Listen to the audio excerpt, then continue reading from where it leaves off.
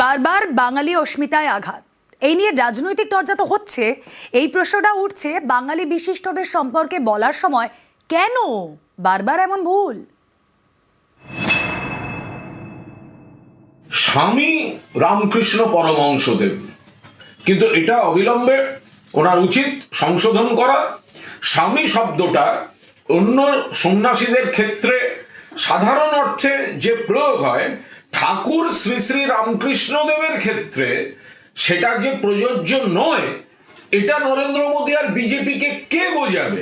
আমি কোনো অশ্রদ্ধার নাকি শব্দ না। গতবার মাননীয় প্রধানমন্ত্রীর টুইটে এই শব্দই ছিল। হিন্দি ভাষী লোকেরা বা উত্তর ভারতের লোকেরা সন্ন্যাসীদেরকে স্বামী বলেন। বাংলা ভাষা और साहित्य बहुत ही समृद्ध है।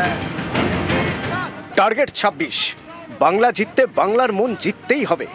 তৃণমূল বিজেপি দুই দল বাংলা অস্মিতায় শান দিতে মরিয়া। এরই মাঝে একের পর এক বিতর্ক, বারবার বাঙালি অস্মিতায় আঘাতের অভিযোগ। বৃহস্পতিবার এক্সে পোস্ট করেন প্রধানমন্ত্রী, শ্রীরামকৃষ্ণ দেবের জন্মতিথিতে শ্রদ্ধা জানান।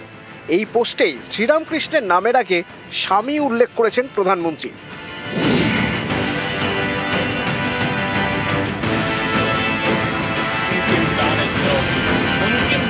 এই প্রথম নয়, এর আগেও বাঙালি মনীষীদের নাম নিয়ে বিতর্ক হয়েছে।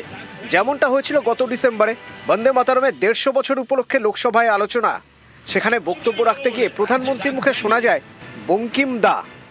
बंगाल का विभाजन तो हुआ, लेकिन एक बहुत बड़ा स्वदेशी आंदोलन खड़ा हुआ और तब वंदे मातरम हर तरफ गूंज रहा था। अंग्रेज समझ गए थे कि बंगाल की धरती से निकला बंकिम दा का ये भाव सूत्र।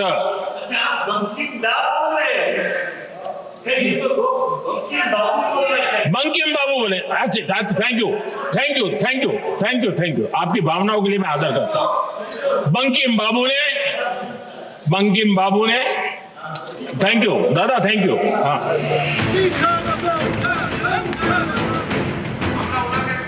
গত জানুয়ারিতে পশ্চিমবঙ্গে আসেন বিজেপির সর্বভারতীয় সভাপতি নীতিন নবীন।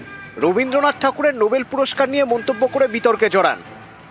मैं कह सकता हूं, जिस कवि गुरु ने इस राज्य को ही नहीं पूरे देश को शिक्षा की नई पद्धति दी, जिसके लिए नोबेल शांति पुरस्कार दिया गया, वैसे आज रविंद्रनाथ ठाकुर जी को भी स्मरण कर रहा हूं।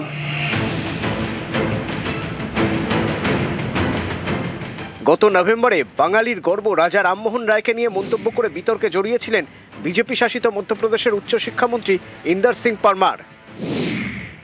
से आगे बढ़ते तो संतान प्रधान आता था, आज जब झारखंड में, पहले बिहार में था, वहां तक अंग्रेजी शिक्षा के माध्यम से इस देश के लोगों की आस्था बदलने का दुष्यंत चल रहा था, और जिसमें इस देश के कई सारे लोगों को फर्जी समाज सुधारक अंग्रेजों ने बना रखा था।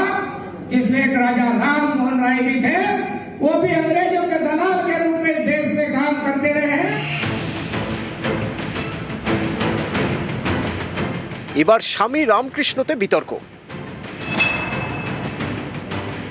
প্রধানমন্ত্রী তিনি বাংলা এবং বাঙালি সংস্কৃতির প্রতি জ্ঞানের আবার আজকে একটা স্বাক্ষর তিনি রেখেছেন, নমুনা তিনি রেখেছেন। বঙ্কিমদা থেকে শুরু করে প্রধানমন্ত্রীর যাবতীয় বাঙালি সংস্কৃতি সম্পর্কে কেন এই ধরনের গায়ে পড়ে যেচে একটা অপমান করা। শ্রী শ্রী রামকৃষ্ণদেব বলতে পারতেন, ঠাকুর রামকৃষ্ণদেব বলতে পারতেন, রামকৃষ্ণদেব পরমহংস বলতে পারতেন, কিন্তু তার কি যে বিশেষণ বিবেকানন্দের আগে প্রযোজ্য, সেই বিশেষণ কেন তিনি রামকৃষ্ণদেবের আগে লাগাচ্ছেন, তা সত্যি আমাদের কাছে ধোঁয়াশা। আমি কোনো অশ্রদ্ধার নাকি শব্দ না। গতবার মাননীয় প্রধানমন্ত্রীর টুইটে এই শব্দই ছিল। হিন্দি ভাষী লোকেরা বা উত্তর ভারতের লোকেরা সন্ন্যাসীদেরকে স্বামী বলেন। গতবারও এই টুইট হয়েছিল। গতবার কিন্তু মুখ্যমন্ত্রী এই কথা বলেননি, এবার বলছেন, কারণ এবার ভোটটা আছে, ওনার বাঙালি সেন্টিমেন্টে ভোট করতে হবে। নিউজ 18 বাংলা।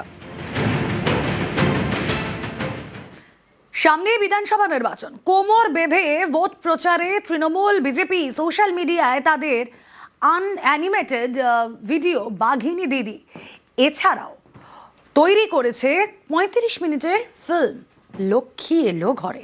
বিজেপি না, তারাও বসে নেই, তারা বের করেছে বই। শাসক শিবিরকে নিশানা করে 30 পাতার এই বইয়ের নাম আধারের কথকতা।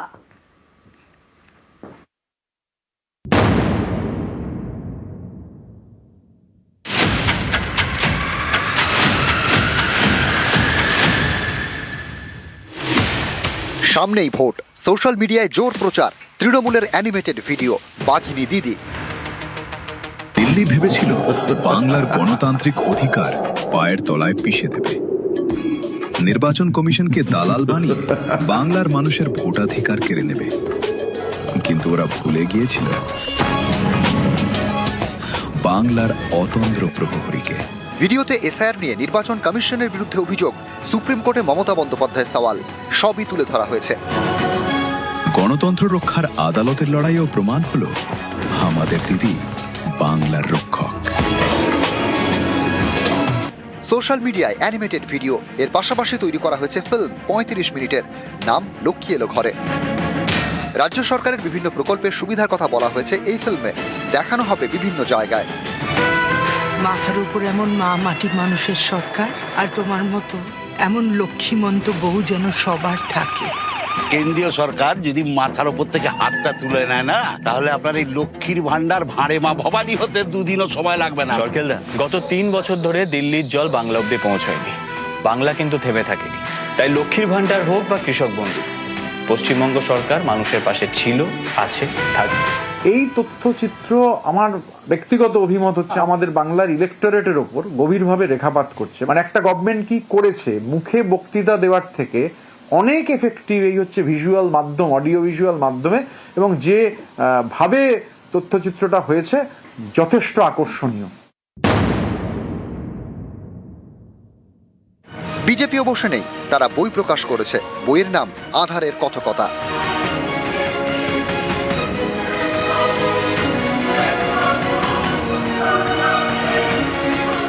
বাংলা এবং ইংরেজিতে বই, 30 পাতার, জেলায় জেলায় এই বই বিলি করবে বিজেপি। এই বইয়ে নারী নিরাপত্তা, স্বাস্থ্য, শিক্ষা সহ বিভিন্ন ইস্যুতে শাসক দলকে নিশানা করা হয়েছে।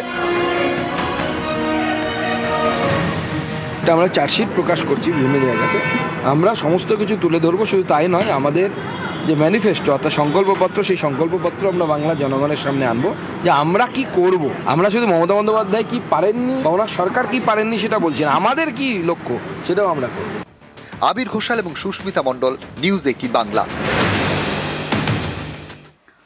ভোটের আগে খয়রাতি নিয়ে সমালোচনায় সরব সুপ্রিম কোর্ট। তামিলনাড়ুর এক মামলায় ভোটের আগে খয়রাতি নিয়ে কড়া মন্তব্য করেছেন প্রধান বিচারপতি সূর্যকান্ত।